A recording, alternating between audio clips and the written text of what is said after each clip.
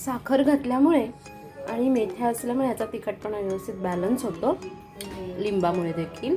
आणि असं हे चटकदार मिरचीचं तोंडी लावणं तयार आहे.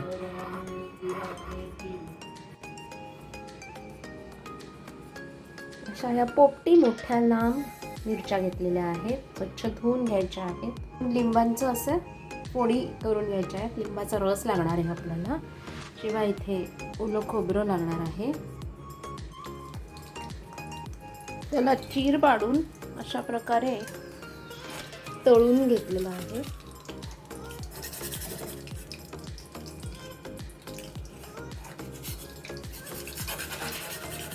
सोप्या पद्धतीने ही भरलेली मसाला मिरची मी ते करणार आहे. त्याच्यामध्ये आपल्याला प्रॉपर भरायच्या नाही आहेत, तर त्याच्यामध्येच आपण नंतर मसाला सगळा हा घालणार आहोत. तर मी आता हे तेल काढून घेते थोडंसं, आणि जेवढं लागेल तेवढंच तेल घेते.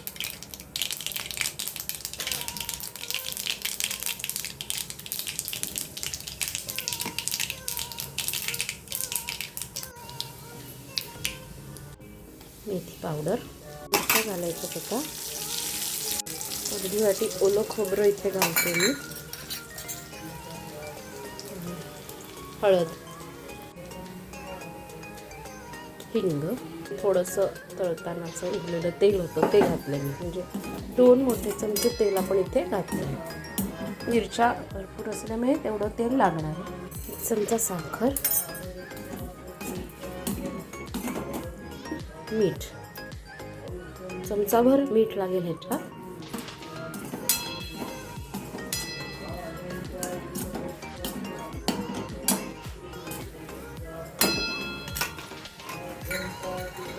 सगळ्या मिरच्या आपण ह्याच्यात घालून घेतो.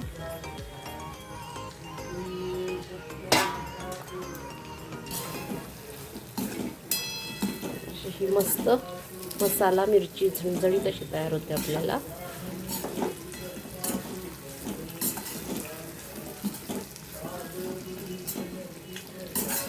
तोंडी लावणं म्हणून आणि भाकरीसोबत वगैरे खूप छान लागते. आणि ह्याच्यामध्ये मीठ भरपूर आहे व्यवस्थित, आणि तेल पण चांगलं घातलेलं आहे आपण. 3 ते 4 दिवस व्यवस्थित टिकते. फ्रीजमध्ये तर 5-6 दिवसही, आणि फ्रीजमध्येच ठेवावी शक्यतो. आता शेवटी ह्याच्यात या लिंबाचा रस घालायचा आहे. ही उरलेली अर्धी वाटी, साधारण 1 वाटीभर ओलं खोबरं मी इथे घातलेलं आहे. अर्ध खोबरं आणि अर्ध दाण्याचं कूट असं देखील आपण घालू शकतो. आणि आता या 2 लिंबांचा रस इथे घालते मी. गॅस बंद करायचा आहे. मग अशा प्रकारे हे अबोलीसर झालं आहे खोबरं. आता आपण गॅस बंद करतोय,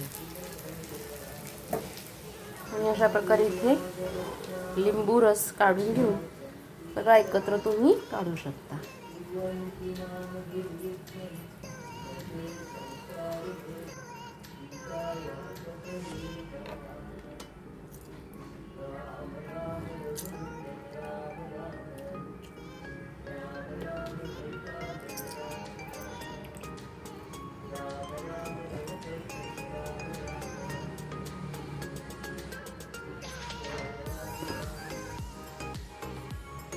गॅस बंद आहे, आणि मी आता हा लिंबाचा रस ह्याच्यावर घालून घेते.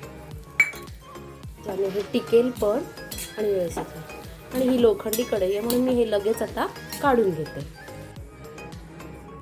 इथे तुम्ही कोकम आगळ पण आवडत असल्यास वापरू शकता, लिंबू नसतील तर. पण सध्या माझ्याकडे लिंब खूप होती म्हणून मी लिंबू रस वापरलेला आहे. वेगवेगळ्या प्रकारे आपण अशी ही मसाला मिरची करू शकतो.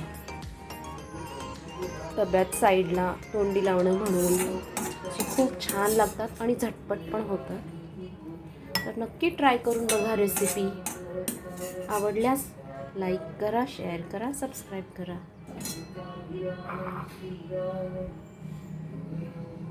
मसाला मिरची, साखर घातल्यामुळे आणि मेथ्या असल्यामुळे याचा तिखटपणा व्यवस्थित बॅलन्स होतो, लिंबामुळे देखील. आणि असं हे चटकदार मिरचीचं तोंडी लावणं तयार आहे.